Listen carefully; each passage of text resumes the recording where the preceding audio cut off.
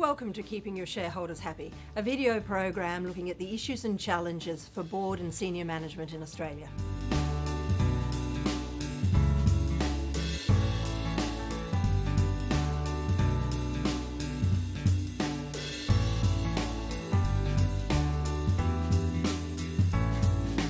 Hello, my name is Anna Candler and this is part one of annual general meetings. Today we are talking with Tim Sheehy from the Corporate Governance Institute of Australia, formerly the Chartered Secretaries of Australia. Welcome to this session, and I'd like to explore the role of the AGM from your perspective. Well, sadly, our view, the Governance Institute's view, is that the AGM is no longer fulfilling the purpose for which it was designed. And if you go back in history, the AGM was designed in the horse and cart day when people would come together once a year to listen to their appointed directors explain how the company was going. And much has changed since then, as we know. And so you've got a forum which is supposed to convey information, but at the same time it has a deliberative function, which is the voting function. And when you only have 0.6% of shareholders attending a meeting, the conveying the information function obviously isn't working. So you're stuck with a structured environment which still has to do the deliberative function. So our organization thinks what you ought to do is just split them. So you still have a conveying the information function, but the deliberative function, the voting on directors or whatever any other resolution is, takes place separately. And if you can split the two, then you can have an information exchange which is meaningful.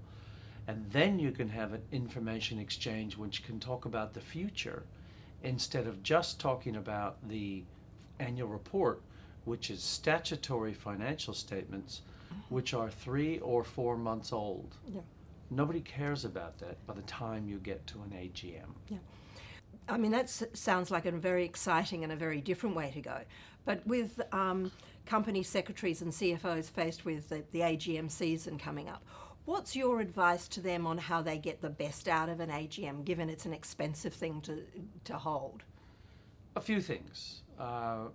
Make them accessible, and we know that you still only get a very few relative number of people to go to the AGM. But make them accessible in terms of obviously location and time. That's one thing. Make them as much as possible less intimidating. So often seeing a phalanx of a dozen men sitting up on the stage looking down on you can be a little intimidating. Yes. And if you're going to do that, if you have to do that, it's nice to hear from as many of the directors as possible, not just the chair. If you can get as many directors as possible to speak, even for a limited time, those that are the chairs of the committees, that's helpful. But also early engagement, particularly with institutional investors. So for the bigger listed companies in which your remuneration is an issue, and the 2 strikes rule has come into play for a number of companies, we continually say engage early. Don't wait until the notice of meeting has been issued and think, now I'll go out and talk to institutional shareholders. No, go out well before to talk to institutional shareholders to see if you can resolve what the differences might be.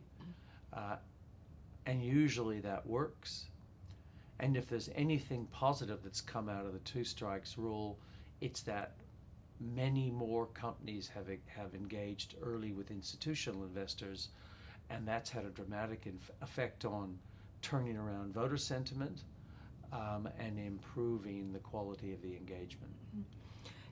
It's very interesting because one of the next section of this Keeping Your Shareholders Happy is going to be an interview with an institutional investor. But so what's your advice for retail shareholders and boards engaging with retail shareholders? How do you think they can improve that other than improving the standard of biscuits? Improve the quality of the information provided at the meeting and talk a little bit about the future. don't just talk entirely about what was happened in the past. Make it an environment where retail shareholders feel comfortable going up to the microphone, asking an intelligent question, not a question about customer service, Yes. but asking an intelligent question about the strategy of the company, about prospects and so forth, or if there were business decisions which were difficult in the past, then explaining that. Encouraging shareholders through communication prior to the meeting to know that they can ask questions. It is still the once a year time where the board has to face the shareholders, and most boards know that it's retail shareholders in the room, and they probably don't hold the sway in terms of numbers of shares held, but nevertheless there's a sentiment there. So making it a forum which is less intimidating, which is difficult, but as less intimidating as possible, will get better engagement from retail shareholders. Yes, I think it's one of those things, having sat through some AGMs, Yeah. it is that process of not turning them into customer service queries, which it must be a challenge for many companies, particularly banks. Any service company must really, want to sort of crawl into a hole and hide away. Any wrap-up comment that you'd like to make about an AGM? Well, it's interesting. We do a lot of surveys in this area, and things like webcasting and so forth, we're finding a plateau in the number of companies that are actually using that, and the number of shareholders that actually log in to look at it is only 300 or 400 for very big companies. Yeah.